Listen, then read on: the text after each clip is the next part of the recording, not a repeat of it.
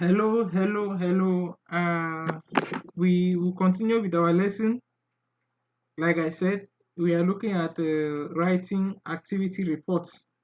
So, by the end of this lesson, each and every one of us will understand what is an activity report, part of an activity report, and you will equally draw up an activity report. Okay, depending on the organization, an activity report can have different names. Some organizations call it a work log. Some organizations call it a progress report, while others call it a project updates, status report.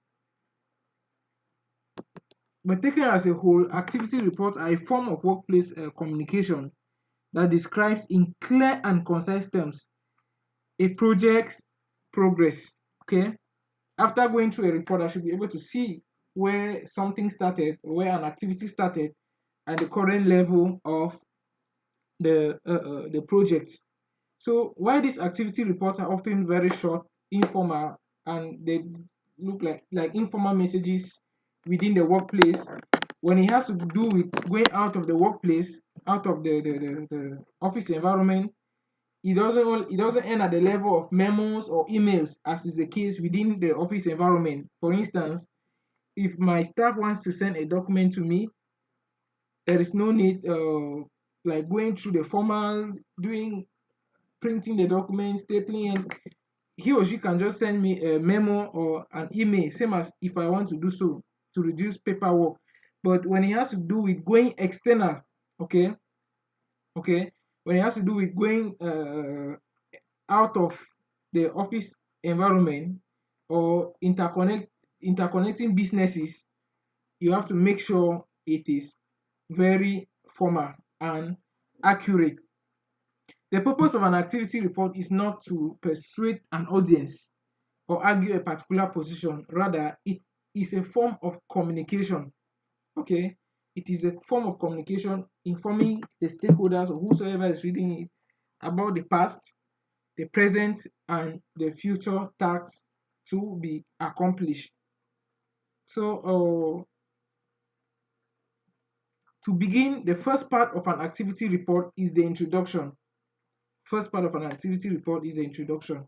But you, whether you're using the company's letterhead, I believe that every organization, NGO or company, they have a report form or a letterhead you're supposed to produce your report under. So below that letterhead, you start with the date, and the introduction is part of the date is part of the introduction. You start with the date. Uh, the introduction should include key information that identifies the project, all members of the team, all the members involved in the execution of the project, and the most up-to-date status of the project. Okay, state if the project is at the beginning phase, at the middle phase, or you are doing final touches as far as the project is concerned. The next part of the project report, the next part of the report, be it a weekly report, a monthly report, or an annual report, is the project task executed or the task executed. In addition to these identifying details, activity reports should list the tasks that have been completed, list tasks that are currently ongoing, and list tasks that need to you need to carry out to complete the project successfully. That's pending tasks. Okay, this information should communicate what each team member is working on at the level of the tasks executed. What each team member is working on, that's under ongoing tasks. Your description of completed tasks, current activities, and the responsibilities going forward should inform your reader of the project's timeline and estimated time of completion. After looking at the tasks completed, the tasks involved, looking at what has been completed, what has not been completed, I should be able to judge what level are we. Have we been able to achieve up to 80% of the project tasks?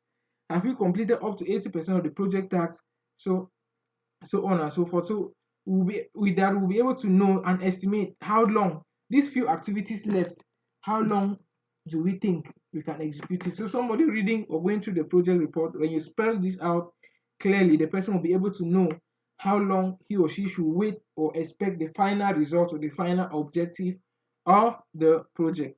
When we come back, we are going to continue with the next aspect, which is discussion on finance, presentation of challenges faced, recommendations, and some notes to be taken into consideration.